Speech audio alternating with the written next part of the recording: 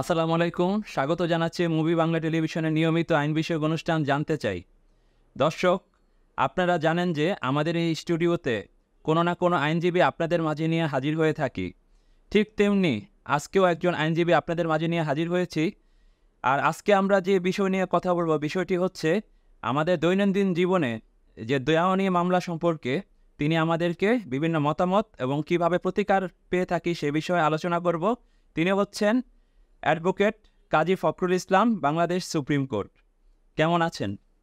আছি আলহামদুলিল্লাহ, ভালো আছি। রাকিব সাহেব, আপনি কেমন আছেন? জি, আমিও ভালো আছি। আজকে আপনার কাছে যে আমাদের যে জানার বিষয় সেটি হচ্ছে এই যে আমাদের যে বিভিন্ন কারণে যে দেওয়ানি মামলাগুলো আমরা করে থাকি, যেমন বলতে পারেন যে জায়গা জমি, এগুলো নিয়ে আমাদের প্রতিনিয়তই একটা প্রবলেম ফেস করতে হয়। এখন আপনার কাছে আমার প্রথম যে বিষয়টি জানার ছিল সেটি হচ্ছে দৈনন্দিন জীবনে আমাদের দেওয়ানি মোকদ্দমাটা কিভাবে করতে পারে এবং সিভিল যে নেচারটা, যেটা আমরা ইংলিশে বলি সিভিল, এই নেচারের মামলাগুলো আমরা কিভাবে আবেদন করতে পারি এবং এর থেকে কিভাবে প্রতিকার পেতে পারি, এই বিষয়টা আমাদেরকে একটু বলবেন এখন। আসলে দেওয়ানি বিষয়টা সম্পর্কে যদি আমরা বলতে চাই, তাহলে প্রথমে যে বিষয়টা নিয়ে আমাদের আলোচনা করতে হয় যে দেওয়ানি কার্যবিধি আইনটা। আমাদের দেওয়ানি কার্যবিধি আইনটা 1908 সালের একটা আইন। 1908 সালের 5 নং আইন হিসাবে দেওয়ানি কার্যবিধিটা কার্যকর হয় এবং সেই থেকে এখনও অবধি ছোটোখাটো কিছু সংশোধনীর মাধ্যমে এখন পর্যন্ত চলমান আছে। সর্বশেষ 1983 সালের 48 নং অধ্যাদেশে একটা ছোট সংশোধনী হয়, সেইটা থেকে এখন পর্যন্ত অপরিবর্তিত অবস্থায় আছে।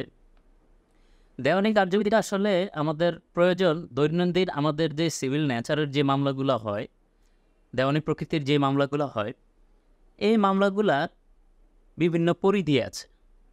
যেমন দেওয়ানি একটা বিষয় যখন আলাপ আলোচনা হয় বা কোর্টে আসে, সেটা হলো দুইটা বিষয়ের উপর। একটা হলো অধিকার, আরেকটা হলো মালিকানা, আমরা যেটা ইংলিশে বলে থাকি রাইট অ্যান্ড টাইটেল। যখন রাইট অ্যান্ড টাইটেল নিয়ে কোনো ধরনের প্রবলেম তৈরি হয়, তখনই আমরা দেওয়ানি আদালতের দ্বারস্থ হতে পারি। যেমন প্রতিকারটা আমরা দুইভাবে পেতে পারি। একটা হলো প্রিভেন্টিভ রিলিফ। যদি আমরা চাই যে আমরা মামলা মোকদ্দমায় যাওয়ার আগে আমাদের যে প্রতিপক্ষ আছে বা যে আমার রাইট অ্যান্ড টাইটেলে ব্যাঘাত ঘটাচ্ছে, তার বরাবরে আমরা একটা লিগ্যাল নোটিশ ইস্যু করতে পারি যে তার আইনগত বিষয়গুলো কি, সে কোন কারণে এই প্রপার্টির মালিকানা তার নাই, সে কেন এই প্রপার্টি যদি বেদখল করে থাকে তাহলে ছেড়ে দিতে হবে কেন, সেই বর্ণনাটা দিয়ে তাকে একটা লিগ্যাল নোটিশ করা যায়। এটা হলো প্রিভেন্টিভ রিলিফ। কারণ আপনি কোনো একটা মামলা মোকদ্দমায় না যেয়ে পূর্বেই এটাকে প্রতিকার চাওয়ার বা করার জন্য একটা প্রিভেন্টিভ রিলিফ হিসাবে লিগ্যাল নোটিশটা পাঠানো যায়। আর যদি একেবারে হলো যে লিগ্যাল নোটিশের মাধ্যমে এটার কোনো সমাধান হলো না, তখন আপনাকে কি করতে হবে, আমাদের যে রাষ্ট্রীয় প্রচলিত আইন আছে দেওয়ানি কার্যবিধি 1908 সালের যে আইনটা আছে, সেই আইনে আপনার সিভিল নেচারের মামলা আপনি কোর্টে করতে পারবেন। এখন এটা কোর্টে করতে গেলে প্রতিটা এলাকারই একটা জুরিডিকশন আছে, সেই জুরিডিকশন অনুযায়ী কোর্ট নির্ধারণ করা আছে। তো যেই এলাকায় প্রপার্টিটা আছে, যা কজ অফ অ্যাকশনটা যেই এলাকায় রেজ করছে, ওই এলাকার সংশ্লিষ্ট দেওয়ানি কোর্টে ওই মামলাটা করতে হবে। তো মামলাটার মূল্যমান যদি হয় 25 লক্ষ টাকা বা তার নিচে, এটা যাবে সিনিয়র সহকারী জজ আদালতে। আর যদি 25 লক্ষ 1 টাকা থেকে তদুপরে যায়, তাহলে সেই মামলাটা যাবে হলো যুগ্ম জেলা জজ আদালতে। মানে আপনি যেটা বলছেন যে মানে জায়গার আমার পরিমাণ অনুযায়ী ওই ক্ষেত্রে আমাদের মামলাগুলো আমরা ওভাবে নির্ধারণ হিসাবে ওই কোর্ট আদালতগুলোতে আমরা মামলা মোকদ্দমা দায়ের করতে পারি। জি, এটা হলো আপনার মূল বিষয়। জি, আর আপনার কাছে আমার আরেকটা জানার বিষয় ছিল, দেখা গেল যে আপনি যেটা বললেন যে যে জায়গার পরিমাণ অনুযায়ী বা তার তাহেদাত মূল্য, যে টাকার পরিমাণ অনুযায়ী মামলাগুলো এভাবে করতে হবে। আপনার কাছে আমার আরেকটা জানার বিষয় ছিল যে এই যে আমরা অনেক সময় দেখা যায় যে, কারণ ফ্ল্যাটও তো একটা জমিরই অংশ, জি, আমরা যে অনেক সময় ফ্ল্যাট ক্রয় বিক্রয় করি, দেখা গেল আমরা নির্ধারিতভাবে একজনের কাছ থেকে ফ্ল্যাট, মানে একজন বিক্রি করলো, আমি ক্রয় করলাম, সেক্ষেত্রে দেখা যায় ফ্ল্যাট যে আইনটা আছে, যে আমাদের তো একটা কিছু একটা রুলস মেনটেন করতে হয় ফ্ল্যাট কেনার সময়। দেখা যায় আমরা অনেক সময় ফ্ল্যাট কিনলাম ঠিক, কিন্তু আমরা এটা দখল পেলাম না। সেই ক্ষেত্রে আমাদের কি করণীয় যদি একটু বলতেন। আসলে এই বিষয়টা হলো সারা বাংলাদেশে একটা মহামারীর আকার, বিশেষ করে সিটিগুলোতে। প্রতিটা সিটিতেই এখন ডেভেলপার কোম্পানিগুলা হইছে, হওয়ার কারণে এই এইগুলা নিয়েই জটিলতা। আর এই জটিলতায় আমাদেরকে মাননীয় আইন বিচার ও সংসদ বিষয়ক মন্ত্রণালয়ের মাননীয় মন্ত্রী মহোদয় 2023 সালের 1 ফেব্রুয়ারি অধিবেশনে একটা তথ্য দিয়েছিলেন আইন বিচার ও সংসদ বিষয়ক মন্ত্রণালয় থেকেই, যে আমাদের প্রায় 40,04,060টি মামলা আমাদের সারা বাংলাদেশে পেন্ডিং আছে। এর মধ্যে 16,47,790টা মামলা আছে আপনার দেওয়ানি। তো এই যে দেওয়ানি প্রকৃতির মামলাগুলো, বিশেষ করে ঢাকা শহরের মধ্যে এক ফ্ল্যাট 3 জন 4 জন 5 জনের কাছে এক ফ্ল্যাট বিক্রি হচ্ছে। তো এখন যদি এই ধরনের ঘটনা ঘটে থাকে তাহলে সেখানে প্রতিকারটা কি? প্রথমে হলো, আমরা যখন একটা ফ্ল্যাট ক্রয় করব, আমাদেরকে জানতে হবে যে বিষয়টা, সেটা হলো এই যে বিক্রেতা এই ফ্ল্যাটটা বিক্রয় করছে, ওনার রাইটের টাইটেল ওইটার উপরে 100% সিকিউরড কিনা। এটাকে আমরা যে দলিলগুলো দেখে তারপরে কি আমরা পর্যালোচনা করব? হ্যাঁ, আমরা দলিলগুলো দেখে পর্যালোচনা করব, এবং ইতিপূর্বে মালিকের যে রেকর্ড আছে, যেমন CS record, SA record, RS record, এবং বর্তমানে সিটি রেকর্ড। ঢাকা শহরে সিটি রেকর্ড হয়ে গেছে, মহানগর জরিপ যেটা বাংলায় বলে, সিটি জরিপ। সিটি জরিপ। হ্যাঁ, এই সিটি জরিপে সর্বশেষ যে মালিক, ভূমি যে মালিক, ওনার রাইট অ্যান্ড টাইটেলটা এনশিওর কিনা, ওনার নামে আসছে কিনা, 1। 2 হলো ল্যান্ড ওনার এবং ডেভেলপার কোম্পানি দুইজনের সাথে একটা ডিড হয়, রেজিস্টার্ড একটা ডিড হয়। সেই ডিডটা 100% সিকিউরড একটা ডিড হয়েছে কিনা সেটা সম্পর্কে জানতে হবে।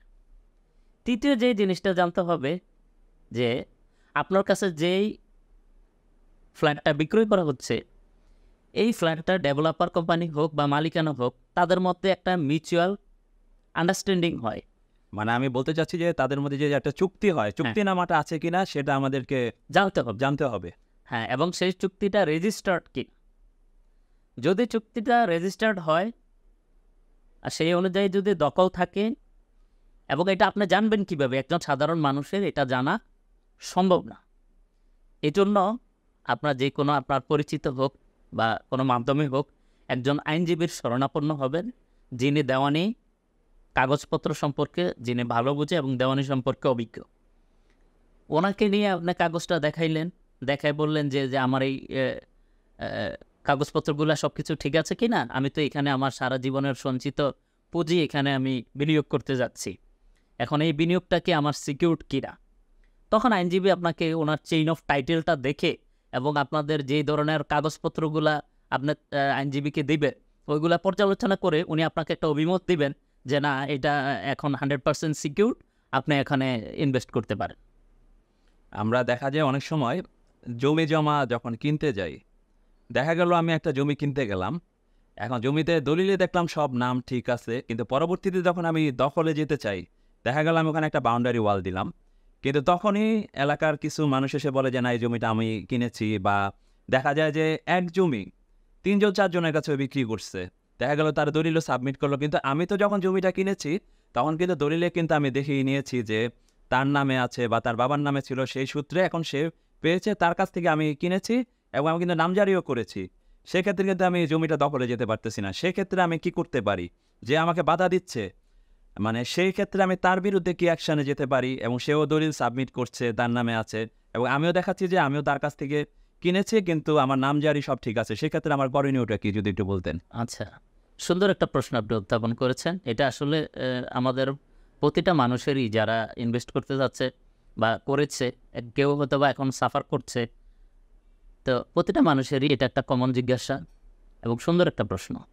এটার প্রতি উত্তরে আমি বলবো যে আপনি ভূমি অফিস বা সাব রেজিস্ট্রি অফিসে দেখলেন যে কাগজপত্র সব কিছু ঠিক আছে, যে বিক্রেতা উনি আপনাকে রেজিস্ট্রি দলিল মূল্যে আপনাকে বিক্রয় করে দিল, আপনি ওনার কাছ থেকে দলিল মূলে গ্রহণ করলে, উনি আপনাকে পজিশন বুঝিয়ে দিল, আপনি দিলেন, কিন্তু বাস্তবে যখন আপনি নিজের নামে নামজারিও করায় নিলেন, কিন্তু বাস্তবে যখন আপনি দখলে যাচ্ছেন, তখন সামহাউ একজন মানুষ আসতেছে, এসে আপনাকে বাধা দিচ্ছে যে এই প্রপার্টি আপনার না।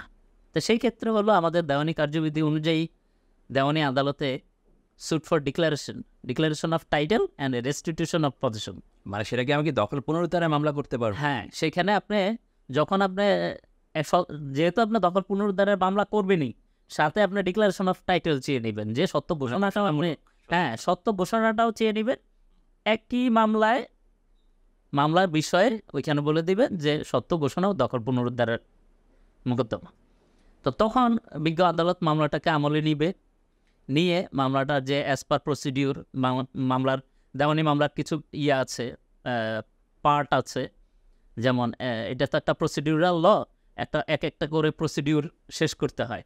যেমন মামলাটা যখন গ্রহণ করবে, তারপরে সমন ইস্যু করবে বিবাদীদের প্রতি, বিবাদীরা মামলায় অ্যাপেয়ার হইলে লিখিত জবাব দাখিল করবে, লিখিত জবাব দাখিল করার পর 89-এর এ ধারায় রিকনসিলিয়েশনের জন্য থাকবে, 30 ধারায় থাকবে। তারপরে মামলাটা সেটেলমেন্ট অফ ডেট, হিয়ারিংয়ের জন্য যাওয়ার আগে ডেট সেটেলমেন্টের জন্য যাবে, ইস্যু গঠন হবে। সর্বশেষ মামলাটা যাবে পিএইচে মানে মামলাটা সাক্ষীর পর্যায়ে যাবে।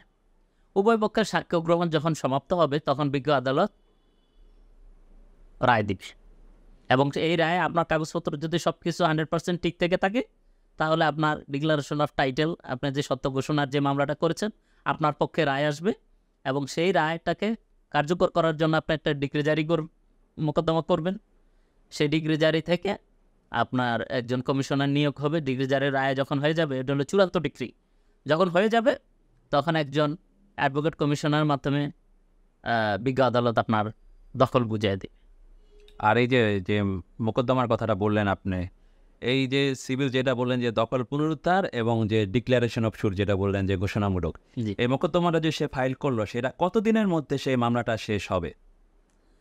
আসলে সাধারণত দেওয়ানি মামলাগুলা, ধরেন একটা ফৌজদারি মামলা একটা লিমিটেশন আছে যে হয়তো এই মামলাটা 1-2 বছরের মধ্যে সমাপ্ত হয়ে যেতে পারে, কিন্তু দেওয়ানি মামলাটা হলো, যেহেতু আমি ইতিপূর্বেই বলছি 16 লাখের উপরে মামলা পেন্ডিং আছে, আর আমাদের যে কোর্ট আছে, কোর্ট অপর্যাপ্ত কোর্ট। দেওয়ানি মামলা নিষ্পত্তি করার জন্য যে কোর্ট প্রয়োজন, সেই পরিমাণ কোর্ট, বিশেষ করে আপনার ঢাকা জজ কোর্টে যদি আপনি দেখেন, পর্যাপ্ত কোর্ট কিন্তু নাই। তখন বাধ্য হয়ে একটা মামলা ডেট পরে 3, 4 কি 5 মাস পরে। তবে একজন আইনজীবী যদি সদিচ্ছা থাকে, তাহলে ওই মামলাটা খুব দ্রুতই নিষ্পত্তি করা সম্ভব। যেহেতু এটা একটা প্রসিডিউরাল ম্যাটার, ওই কিছু প্রসিডিউর আছে, ওগুলো শেষ করতে কিছু সময় যাবে, তবে আসুই সেখান থেকে একটা সমাধান আসবে এবং সমাধান পাবে। আপনার কাছে আরেকটা আমার জানার বিষয় ছিল, মানে অনেক ক্ষেত্রে যে বললেন যে জমি দেখা গেল যে আপনাকে যেটা কোশ্চেন করলাম যে পজিশনে সে পেলো কিন্তু দখল করতে পারলো না, অনেক ক্ষেত্রে দেখা যায় সেম ম্যাটার, ধরেন যে আমি জমিটা কিনলাম, এখন পরবর্তীতে দেখলাম যে জমিটা এখন সরকার অ্যাকোয়ার করে নিয়ে যাচ্ছে, মানে যতটুকু আমার পাওয়ার কথা তার থেকেও আমি কম পাচ্ছি, কিন্তু দেখা গেল যে সরকার ওই জমিটাতেই অ্যাকোয়ার করে নিয়ে যাচ্ছে, তখন আমি কি পদক্ষেপ নিতে পারি?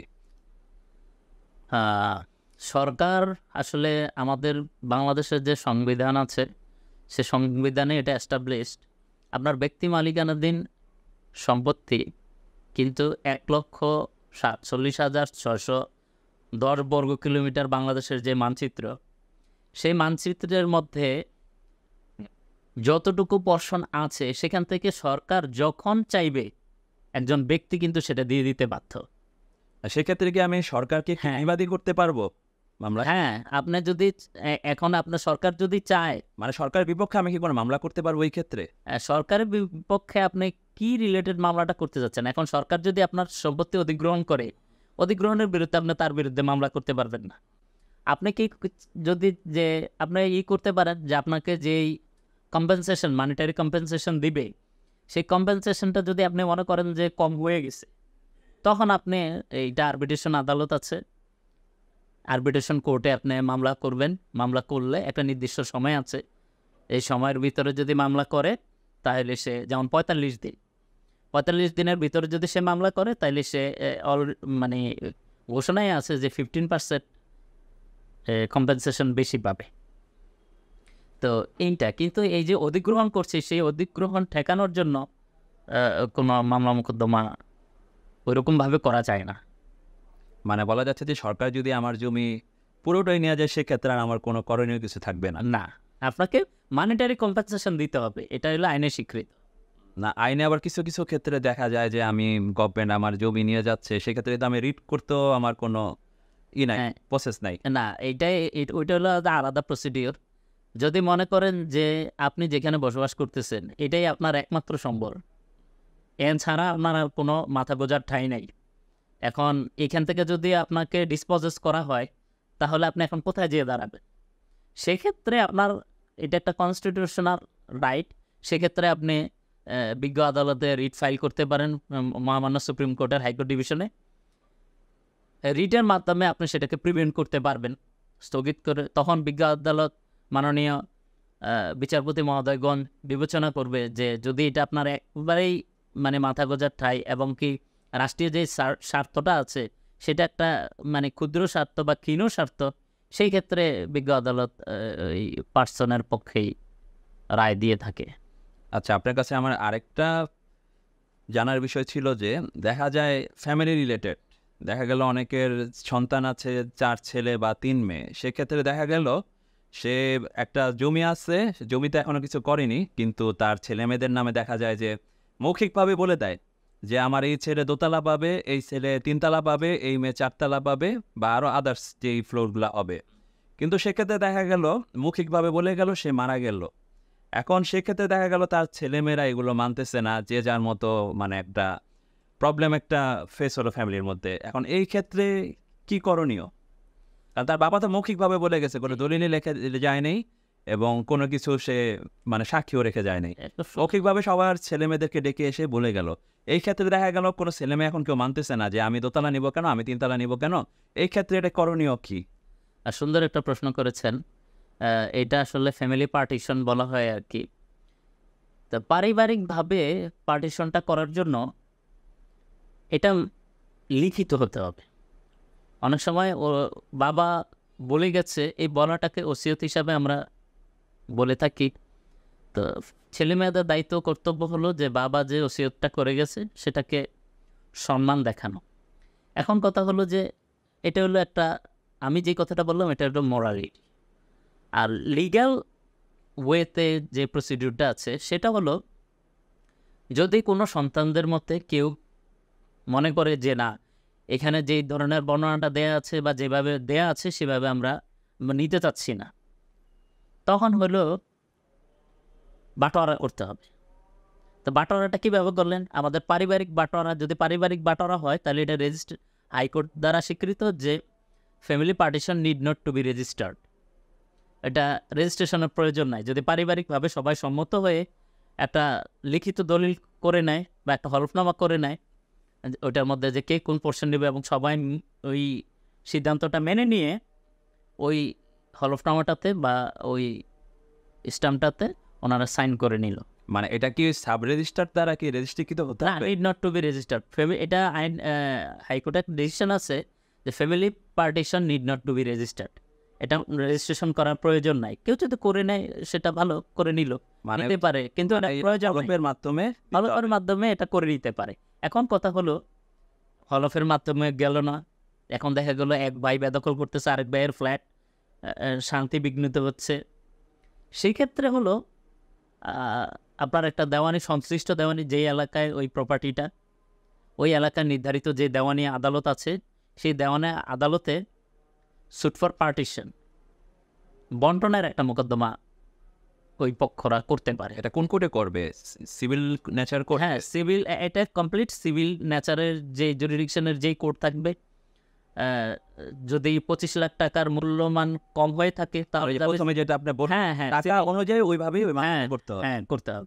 আর আপনার কাছে আমার পরবর্তী আরেকটা কিছু জানার বিষয় ছিল যে যে এই যে আপনি যেটা এখন ফ্যামিলি বিষয় যেটা বললাম, অনেক ক্ষেত্রে দেখা যায় যে যেটা বললাম আপনাকে যে ফ্লাই নিয়ে বাড়ি নিয়ে, এখন আরেকটা দেখা যায় যে তার জমি সবই আছে কিন্তু তার 3 ছেলে মেয়ে আছে, কিংবা দেখা গেল যে আপনারা তো জানেন যে মানে মেয়ের থেকে ছেলের অংশ তো বেশি পায় জমি। জি অনেক ক্ষেত্রে দেখা যায় তার মেয়েকে তো এমনি তো সে ওয়ারিশ হিসাবে পেয়েছে এবং তার মার যতটুকু অংশ আছে, মানে ছেলে যেখানে মানে ছেলেকে না দিয়ে যদি তার মেয়েদেরকে সে তার নামে যতটুকু আছে হেবা করে দেয়, সেক্ষেত্রে কি তার ছেলে কি ওই বিষয়ে কোনো অ্যাকশনে যেতে পারবে? তার মানে তার মা তার মেয়ের নামে দিয়ে দিয়েছে। আচ্ছা, বিষয়টা হলো আইন কি বলে? আইন বলে হলো যে কেউ যদি কোনো হেবা করে, তার 100% রাইট অ্যান্ড টাইটেল যদি ওই প্রপার্টির থেকে থাকে, তাহলে সে যে কাউকে হেবা করে দিয়ে দিতে পারে। মানে এটা কোনো বাধা নিষেধ নাই, মানে আমি আমার ওই ছেলের না দিও, আমি আমার ওই কারণ ব্যক্তি দিতে পারি। এটা হলো অ্যাবসলিউট ওনারশিপ যখন আমার থাকবে, আমি আমার ছেলে মেয়ে বাদে অন্য কাউকেও দিয়ে দিতে পারি, আমি আমার ছেলে মেয়েকেও দিয়ে দিতে পারি। এখন কথা হলো, কারণ আমার যদি ব্লাড কানেকশন না হয় তাকেও কি আমি দিতে পারবো? এটা কিছু টার্মস অ্যান্ড কন্ডিশন আছে, ওই কন্ডিশন অনুযায়ী হবে হেবা। যেমন বাবা মারা গেছে, 2 ছেলে আছে, 2 মেয়ে আছে। বাবার যে প্রপার্টিটা, এটা সবাই সমান অংশে, আমাদের মুসলিম যে আইন আছে, পারিবারিক আইন, সেই আইনের অনুযায়ী বটরা করে নিল। এখন কথা হলো মায়ের যে প্রপার্টিটা, যেহেতু মা জীবিত আছে এবং তার ওই প্রপার্টিটাতে তার কিন্তু অ্যাবসলিউট ওনারশিপ, সে যাকে ইচ্ছা দান করে দিতে পারে, এখন যাকে ইচ্ছা হস্তান্তর করতে পারে। এখন তার মেয়ে তো তার কানেক্টেড ব্লাড, তার মেয়েকে সে কী করতে পারে? হেবা দলিল দ্বারা দান করে দিতে পারে। যদি কোনো একটা মেয়েকেও উনি পুরো প্রপার্টিটা, উনি যতটুকু সম্পত্তির মালিক, ওই পুরো প্রপার্টিটাও যদি দিয়ে দেয়, সেখানেও মানে আইন দ্বারা বাড়িতে হবে। মানে এটা আইনি আছে যে মানে আমি আমার জমি মানে যতটুকু দরকার আমি যাকে ইচ্ছে হেবা করতে পারি। হ্যাঁ, বা করতে পারে। মানে এটা আমার যে একদম নিজের আপন হতে বা হবে এরকম কোনো। হেবা বা দানের যে বিষয়টা আছে, এটা হলো কিছু সম্পর্ক আছে, এটা আইনে উল্লেখ করে দেয়া আছে যে এই সম্পর্কগুলোর মধ্যে আমরা হেবাটা করতে পারব। জি আচ্ছা, সো আপনার সাথে আরও এই বিষয় নিয়ে আরও কথা বলবো, তার আগে একটি ছোট বিরতিতে যাচ্ছি। দর্শক আমাদের সঙ্গে থাকুন।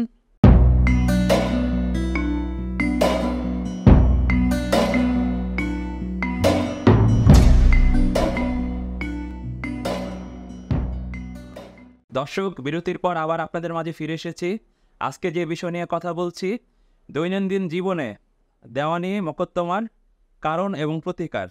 এই বিষয়ে আমার সাথে পুরো অনুষ্ঠান জুড়ে আছেন অ্যাডভোকেট কাজী ফখরুল ইসলাম, বাংলাদেশ সুপ্রিম কোর্ট।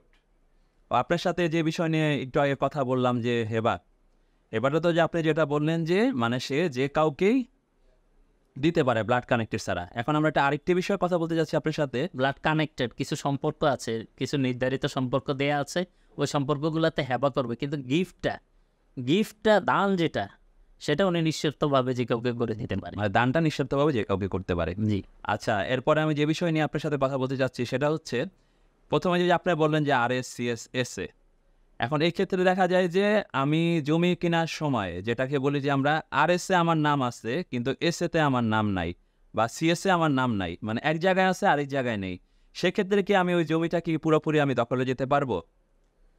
এখন এটা হলো চেইন অফ টাইটেলের বিষয়। যেমন সিএসএ আপনি ওই সম্পত্তির মালিক বা আপনার পূর্ববর্তী ওই সম্পত্তির মালিক ছিলেন, তার পরবর্তীতে এসএ আপনার পূর্ববর্তীদের নামেই ছিল।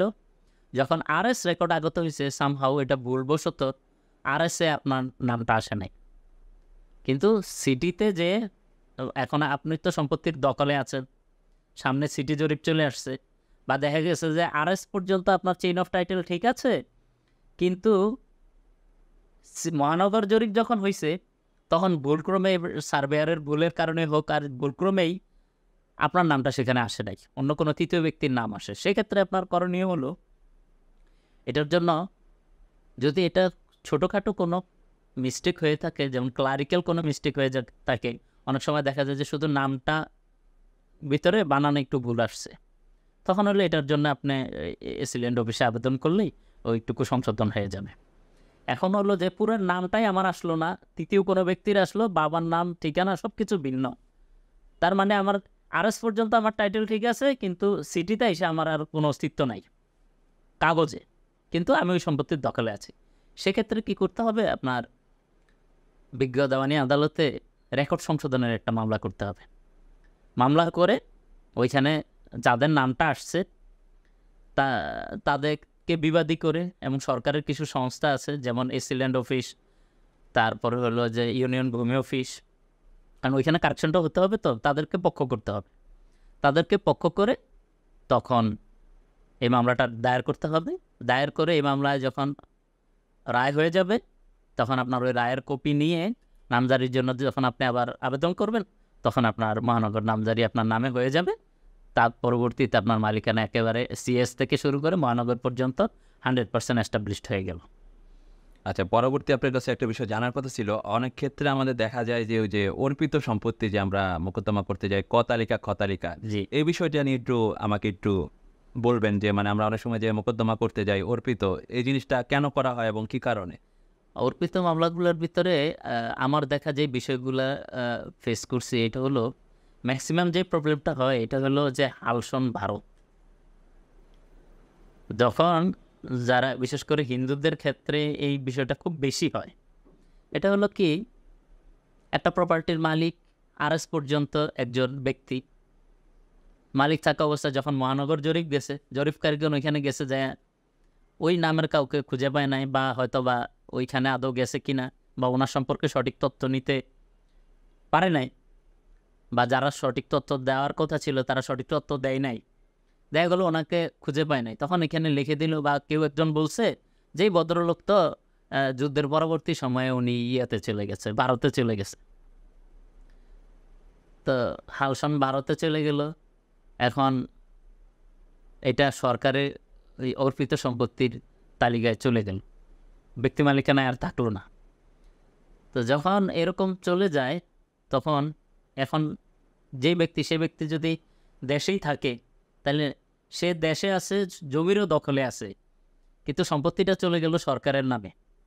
তো সেই ক্ষেত্রে আপনার ওই অর্পিত মামলা করে তখন মামলায় আর্জিতে এটুকু উল্লেখ করতে হয় যে এরকম এরকম আমি প্রপার তথ্য জানতাম না, বা জরিপকারীগণ কখন আসছে আমি জানতাম না, যে কারণে আমি প্রপার তথ্য দিতে পারি নাই, বা ওনাদেরকে যে তথ্য দিছে ভুল তথ্য দিছে, যে কারণে প্রপার্টিটা সরকারি খাতে চলে গেছে।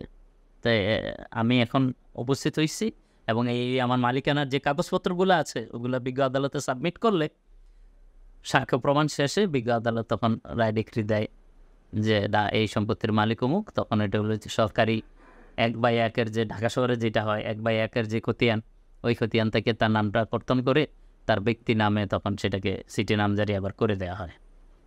আচ্ছা, অনেক ক্ষেত্রে যে অর্পিত সম্পত্তিগুলো ক তালিকা খ তালিকা এগুলো হিসাবে আসে, এখন এই বিষয়টা একটু যদি আপনি আমাকে খোলাসা করতেন, মানে ক তালিকাটা কি এবং খ তালিকাটা কি অর্পিত সম্পত্তির? এটা হলো অর্পিত সম্পত্তির দুইভাবে গ্রহণ করা হয়, মানে অধিগ্রহণ বা সরকারের নামে যায়।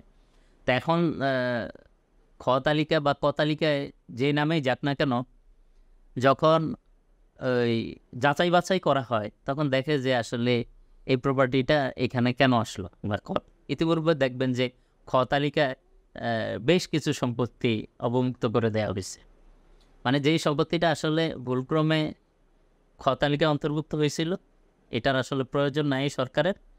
তো সেই ক্ষেত্রে সরকার কী করছে, ওইটাকে অবমুক্ত করে দিয়ে দিছে, তখন ওইটা আবার ব্যক্তির কাছে, ব্যক্তি তার নামে নাম মানে ব্যক্তির কাছে হস্তান্তর হয়ে যায়। মানে এটা হলো খ তালিকা যেটা বললেন। খ তালিকা উভয় তালিকার ক্ষেত্রে ওই তালিকার ক্ষেত্রে এটা হয়। হয়।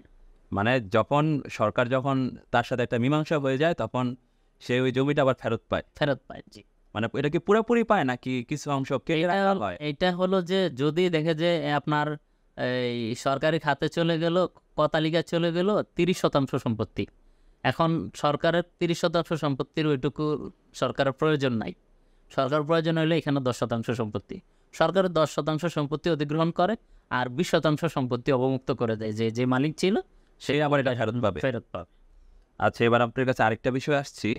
এটা হলো যে ইনজাংশন। আমরা অনেক দেখা যায় যে কিছু কিছু জমির ক্ষেত্রে আমরা ইনজাংশন জারি হয়ে যায়, যে দুই পক্ষই থাকে, দেখা যায় যে যেটাকে বলে যে স্থিতি অবস্থা স্ট্যাটাস কিও ওইভাবেই থাকে জমিটা। এখন ইনজাংশনটা কেন দেওয়া হয় এবং কি কারণে ইনজাংশনের অনেক সময় মোকদ্দমাও করা হয়, যদি এই বিষয়টা একটু বলতেন। হ্যাঁ, এটা দেওয়ানি আইন হলো একটা সমুদ্র, আর এই সমুদ্রের একটা বোট হলো এই ইনজাংশন।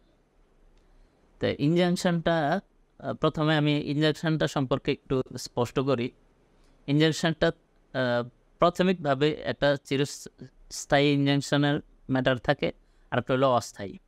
চিরস্থায়ী যেটা, এটা আপনাকে একবারে প্রথমেই অ্যাড ভ্যালোরাম সর্বোচ্চ কোর্ট ফি দিয়ে আপনাকে ওই মামলাটা দায়ের করতে হবে বিজ্ঞ আদালতে। দায়ের করে ওই মামলা নিষ্পত্তি শেষে আপনার একটা চিরস্থায়ী একটা ইনজাংশন দিয়ে দিবে, নিষেধাজ্ঞা দিয়ে দিবে। আর অস্থায়ী নিষেধাজ্ঞা হলো কোনো একটা প্রপার্টি আপনি দখলে আছেন, আপনার রাইট অ্যান্ড টাইটেল সব কিছু ঠিক আছে, একজন আপনাকে বেদখল করে ওই প্রপার্টিতে ধরেন কাজ শুরু করে দিল। এই মুহূর্তে আপনার করণীয় কি? এই মুহূর্তে আপনার করণীয় হলো আপনি বিজ্ঞ আদালতে একটা সত্য ঘোষণার মামলা করবেন, ওইটার সাথে একটা অস্থায়ী নিষেধাজ্ঞার দেওয়ানি কার্যবিধি আইন 1908-এর 39 আদেশের 1 ও 2 বিধিতে আপনার এই অস্থায়ী ইনজাংশনটা চাওয়া যায়।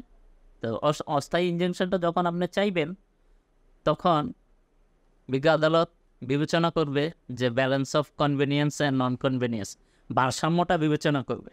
এবং এখানে যদি আপনি ডিসপোজেস হয়ে যান, বা যে লোক আপনাকে ডিসপোজেশন করছে সে যদি কাজ করে ফেলে বা আকৃতি প্রকৃতির কোনো পরিবর্তন করে ফেলে, তাহলে আপনার এখানে ইরিপেয়ারেবল একটা লস হয়ে যাবে, অপূরণীয় ক্ষতি হয়ে যাবে। সেক্ষেত্রে বিজ্ঞ আদালতে আপনি ইনজাংশন চাইবেন। তো বিজ্ঞ আদালত ইনজাংশন, আপনার অস্থায়ী একটা ইনজাংশন, প্রথম অবস্থায় যদি পার্টি অ্যাপিয়ার না থাকে, আপনার অপোজিট পার্টি যদি অ্যাপিয়ার না থাকে, তখন ওনাদেরকে 7 দিন বা 10 দিনের একটা শোকজ করতে পারে। শোকজ করার পরবর্তীতে আপনার ওই শোকজের নোটিশটা আপনাকে সঠিকভাবে জারি করে আসতে হবে। জারি করে আসার পর ওই পক্ষ যদি উপস্থিত হয়, তাহলে সে আপত্তি দিবে আপনার ইনজাংশন দরখাস্তের বিরুদ্ধে।